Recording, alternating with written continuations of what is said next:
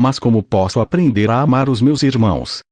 Aprenderás a amar mais os teus irmãos, retorquiu solicitamente Jesus, quando aprenderes a amar primeiro seu Pai do céu e quando chegares a estar verdadeiramente interessado no bem-estar de todos eles, no tempo e na eternidade. E todo este interesse humano ver-se-á favorecido com o serviço generoso, com a compreensão, com a simpatia e com o perdão ilimitado. Nenhum homem desprezará a tua juventude. Mas exorto-te a concederes sempre a devida consideração ao fato de a velhice representar, normalmente, experiência. E nada, nos assuntos do homem, pode substituir a autêntica experiência. Esforça-te por viver bem com todos os homens. Em especial, com os teus amigos na Irmandade do Reino Celestial. E lembra-te sempre, João, não lutes contra as almas que puderes ganhar para o reino. Sem poder conter o pranto, João sentou-se. Os passos do Galileu contornaram então o seu próprio divã, em direção ao outro braço mas ao chegar diante do assento que Judas ocupara, deteve-se. E permaneceu ali, imóvel em silêncio, durante 20 ou 30 segundos. Não houve comentário ou sinal que nos permitisse reconstituir o semblante ou a atitude de Jesus diante do divã vazio do traidor. Mais adiante, ao regressar à Palestina do ano 30, André descreveria aquele momento crítico como de uma tristeza para o mestre. O único pensamento que então perpassou pela mente dos 11 foi a inusitada demora de Judas Iscariotes.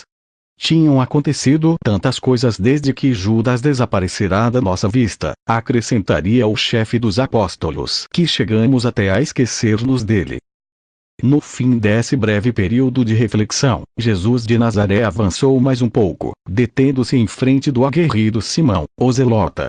Uma vez de pé, o provável membro ou simpatizante do grupo guerrilheiro ouviu as seguintes palavras: Tu és um verdadeiro filho de Abraão. Mas durante quanto tempo tentei transformar-te num filho do reino celestial? Amo-te, e também a todos os teus irmãos. Sei que me amas, Simão, e que amas também o reino, mas continuas a tentar que este reino seja de acordo com o teu gosto. Sei muito bem que, finalmente, compreenderás a natureza espiritual e o significado do meu evangelho e que realizarás um grande trabalho para sua proclamação.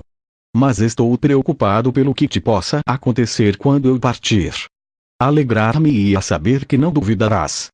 Seria feliz se pudesse saber que, depois de eu partir para o Pai, não deixarás de ser meu apóstolo e que te comportarás aceitavelmente como embaixador do reino celestial.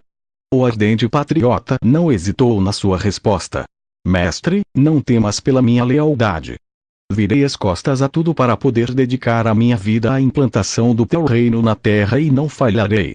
Até agora sobrevivi a todas as decepções e não te abandonarei. Estas frases do zelota eram de suma importância para entender melhor o grau de frustração de alguns dos seguidores do Galileu, convencidos até ao último momento do papel político e terreno de Jesus.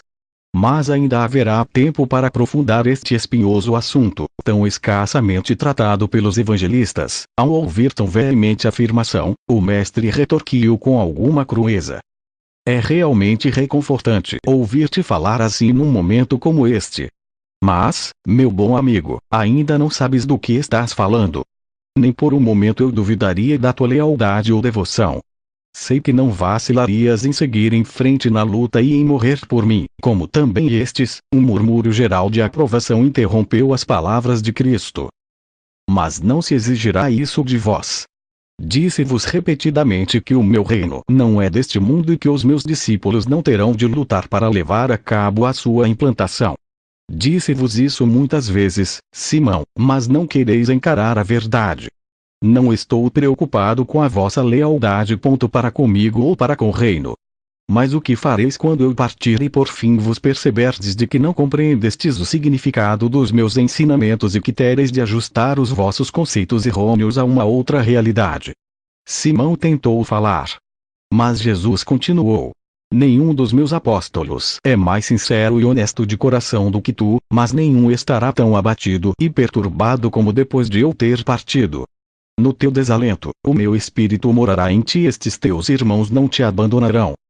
Não esqueças o que te ensinei sobre a relação entre os cidadãos do mundo e a cidadania dos outros filhos, os do reino do meu Pai. Medita bem sobre tudo o que te disse sobre aquilo de dar a César o que é de César, a Deus o que é de Deus e a mim o que é meu. Dedica a tua vida, Simão, a mostrar quão aceitavelmente pode o homem mortal cumprir o meu preceito referente ao reconhecimento simultâneo do dever temporal para com os poderes civis e o serviço espiritual na irmandade do reino. Se fores ensinado pelo Espírito da Verdade, nunca haverá conflito entre as obrigações que a cidadania da terra impõe e as de ser filhos do céu, a não ser que os dirigentes temporais pretendam de vos a homenagem e a adoração que só a Deus pertencem. E agora, Simão, quando vires finalmente tudo isto, e tiveres sacudido de ti a depressão e caminhares em frente, proclamando com grande poder este evangelho, nunca esqueças que eu estava contigo, até durante todo o tempo de desalento, e que continuarei contigo mesmo até o fim. Sempre serás meu apóstolo, quando chegares a ver com os olhos do Espírito e submeteres plenamente a tua vontade à do Pai do céu, então voltarás a trabalhar como meu embaixador. Apesar da tua lentidão para compreender as verdades que te ensinei, ninguém te tirará a autoridade que te dei. Assim, Simão, aviso-te uma vez mais: os que lutam com a espada morrem. No entanto, os que trabalham no Espírito conseguem vida eterna no reino e a paz e a alegria na terra. Quando a missão que te foi encomendada tiver sido concluída no mundo, tu, Simão, sentar-te-ás comigo no meu reino. E verás realmente o reino pelo qual suspiraste. Mas não será nesta vida. Continua a crer em mim e no que te revelei e receberás a recompensa da vida eterna. A seguir, o mestre colocou-se diante de Mateus Levi. Já não te competirá cuidar da caixa do grupo apostólico.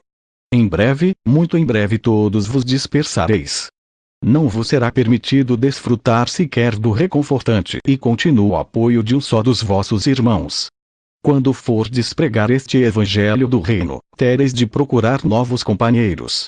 Enviei-vos 2 a 2 durante o tempo de preparação, mas agora que vos deixo, depois de terdes recuperado do choque, ireis sozinhos e até aos confins da terra, proclamando esta boa nova. Os mortais vivificados na fé são os filhos de Deus. Mateus, por sua vez, com a sua habitual calma e sentido prático, perguntou: mas, mestre, quem nos enviará e como saberemos para onde ir? Ensinar-nos a André o caminho.